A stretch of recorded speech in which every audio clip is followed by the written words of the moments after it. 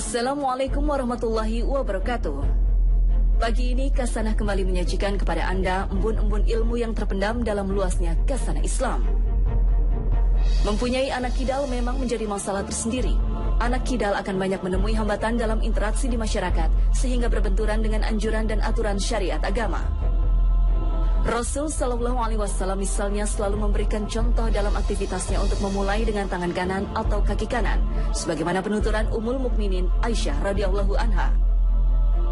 Nabi Shallallahu Alaihi Wasallam suka mendahulukan yang kanan ketika memakai sandal, menyisir, bersuci dan dalam semua urusannya. Hadis riwayat Bukhari dan Muslim. Bahkan anjuran itu ditekankan dalam masalah tertentu. Islam sangat menekankan kepada kita untuk menggunakan tangan kanan ketika makan dan minum. Nabi bersabda, apabila kalian makan, gunakan tangan kanan. Jika kalian minum, gunakanlah tangan kanan, karena setan makan dan minum dengan tangan kiri. Hadis riwayat Muslim. Dalam riwayat lain, Nabi Shallallahu Alaihi Wasallam pernah memberi nasihat kepada anak kecil bernama Umar bin Salamah yang makan dengan tangan kiri. Beliau menasihatkan, makanlah dengan tangan kananmu dan makan yang ada di dekatmu. Hadis riwayat Bukhari dan Muslim. Nabi Shallallahu Alaihi Wasallam bahkan sangat marah ketika ada orang yang makan dengan menggunakan tangan kiri. Sebagaimana disebutkan dalam hadis Salamah bin Aqwa, suatu ketika Nabi Shallallahu Alaihi Wasallam melihat orang yang makan dengan tangan kiri. Beliau langsung mengingatkan, makanlah dengan tangan kananmu. Orang itu menjawab, aku tidak bisa. Beliau langsung marah dan mendoakan keburukan untuknya seraya bersabda, kamu tidak akan bisa, tidak ada yang menyebabkanmu melakukan hal itu selain rasa sombong. Seketika itu orang ini tidak mampu mengangkat tangannya ke mulutnya. Hadis riwayat Muslim. Demikianlah pendidikan yang diberikan oleh Rasulullah SAW kepada sahabatnya, bahkan sampai harus dilakukan dengan ancaman. Masalah ini tentu menjadi masalah tersendiri bagi orang-orang yang kidal. Namun Imam An-Nawawi menegaskan bahwa anjuran dan perintah Nabi ini berlaku jika tidak ada halangan. Jika ada halangan yang menyebabkan tidak bisa makan dan minum dengan tangan kanan karena sakit atau luka atau yang lainnya, maka hukumnya tidak makruh. Lalu bagaimana jalan keluarnya? Kita paham bahwa kidal adalah kondisi berbeda. Kondisi ini tidak sesuai dengan keadaan normalnya manusia. Untuk itu, orang yang mengalami kidal, hendaknya dia berusaha melatih diri dengan membiasakan menggunakan tangan kanan. Selagi masih mampu menggunakan tangan kanan, diupayakan untuk menggunakan yang kanan dengan semangat meniru sunnah, insya Allah menjadi ladang pahala. Lihatlah sahabat mulia Umar bin Khattab radhiyallahu anhu. Ia dikenal di masyarakat Arab sebagai orang kidal. Bahkan julukan kidal melekat pada dirinya saat ia begitu populer sebagai ahli gulat di pasar Ukats Makkah. Sehingga saat ia memeluk Islam, orang-orang masih menyebutnya si kidal telah masuk Islam. Faktanya Umar bin Khattab radhiyallahu anhu selalu membiasakan tangan kanan, bahkan saat mengayunkan pedang pun menggunakan tangan kanan. Tentu saja ini tidak mudah dilakukan jika tidak dilatih.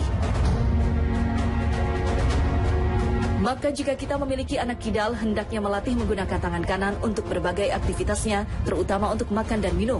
Tentunya cara melatihnya pun dengan cara yang lembut dan bijak. Jangan sampai menggunakan jalan kekerasan dan cacian, karena anak-anak kidal menurut psikolog memiliki perasaan yang lebih sensitif dan peka. Jika jalan kekerasan dan cacian dilakukan untuk menghentikan kebiasaan ini, bisa-bisa berakibat fatal. Seperti yang dialami Raja Inggris King George VI, yang menjadi gagap dan mengidap penyakit disleksia akibat dipaksa menggunakan tangan kanan, padahal awalnya ia dominan menggunakan tangan kiri. Islam bukanlah syariat yang berlawanan dengan realita, bukan pula syariat yang memaksakan setiap pengikutnya untuk melakukan sesuatu tanpa memberi batas toleransi sedikit pun. Dalam banyak kasus, syariat justru memberikan banyak kemudahan dan kelonggaran. Pada dasarnya Allah Subhanahu wa taala menciptakan manusia dengan sempurna dan sebaik-baik ciptaan. Allah Subhanahu wa taala berfirman, sesungguhnya kami telah menciptakan manusia dalam bentuk yang sebaik-baiknya. Quran Surat Atin 4. Maka jika seorang anak terlahir menjadi kidal, tentu tetap sebagai ciptaan yang sempurna. Para ahli dan psikolog mengungkap bahwa penyebab anak terlahir kidal bisa karena bawaan lahir dan bisa karena pola asuhan anak. Dilihat dari bawaan lahir, terungkap berbagai fakta menarik. Pertama, jika kedua orang tua kidal, 26% anak-anak mereka akan terlahir kidal juga. Sedangkan jika pasangan suami istri hanya satu yang kidal, kemungkinan anak menjadi kidal hanya 2%. Kedua, kidal bisa terjadi akibat proses persalinan yang bermasalah, otak mengalami kerusakan selama proses persalinan yang sulit, sehingga otak mengalami kekurangan oksigen. Para ahli Swedia mengungkap bahwa USG selama kehamilan yang terlalu sering dilakukan oleh ibu hamil dapat pula menyebabkan anak menjadi kidal. USG ini dapat menyebabkan perubahan dalam otak sang janin sebelum ia dilahirkan. Ketiga, anak yang memiliki anak pertama saat usia di atas 40 tahun ada kecenderungan memiliki anak yang kidal. Temuan lain juga mengungkap bahwa hormon testosteron yang tinggi dalam rahim juga dapat menyebabkan peluang anak menjadi kidal. Variasi tingkat testosteron selama kehamilan akan mempengaruhi perkembangan otak janin. Hormon ini menekan pertumbuhan otak janin menjadi lebih dominan ke belahan otak sebelah kanan. Dominasi otak kanan berpengaruh pada pengaturan gerakan dengan bagian tubuh sebelah kiri. Itu sebabnya banyak orang-orang yang kidal cenderung lebih jenius karena kemampuan otak kanannya lebih menonjol, sehingga kemampuan kreativitas dan persepsi, pengenalan dimensi ruang dan situasi, kewaspadaan, serta perhatian dan konsentrasi atau biasa dikenal dengan kemampuan matematiknya tinggi. Maka pantas jika para ilmuwan dunia banyak yang ternyata kidal. Albert Einstein, Isaac Newton, Marie Curie, Aristoteles, Alan Turing, semuanya seorang kidal. Otak kanan juga mengatur hal-hal yang abstrak seperti seni, bahasa, musik, dan emosi. Maka kita bisa temui banyak seniman dan olahragawan yang ternyata kidal.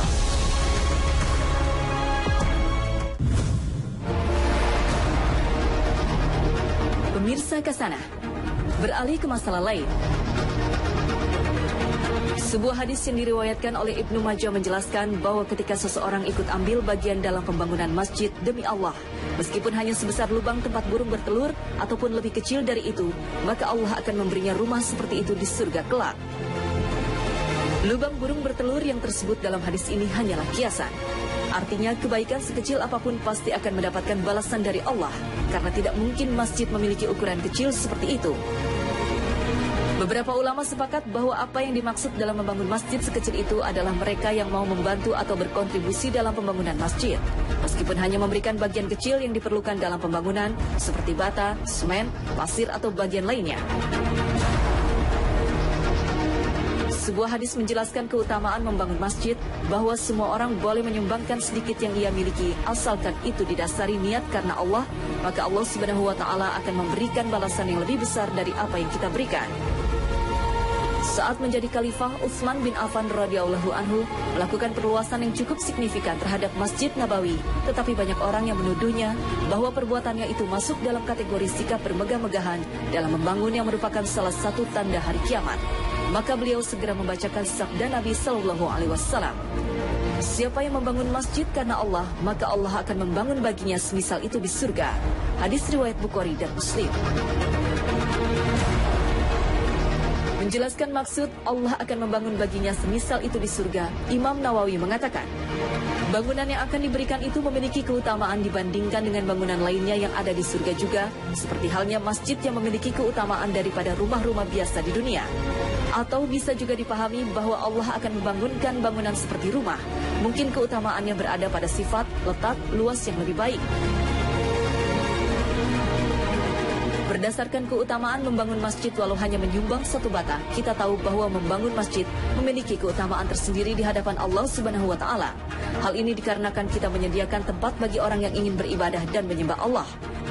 Oleh karena itu, bantuan sekecil apapun akan bermanfaat untuk pembangunan masjid dan akan berbalik kepada kita juga.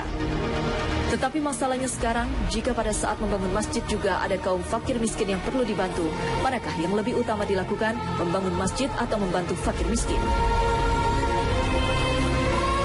Pada prinsipnya, baik sumbangan untuk pembangunan masjid atau sumbangan bagi fakir miskin sama-sama utamanya. Ketika Rasul sampai di Madinah, pertama kali yang dilakukan adalah membangun masjid.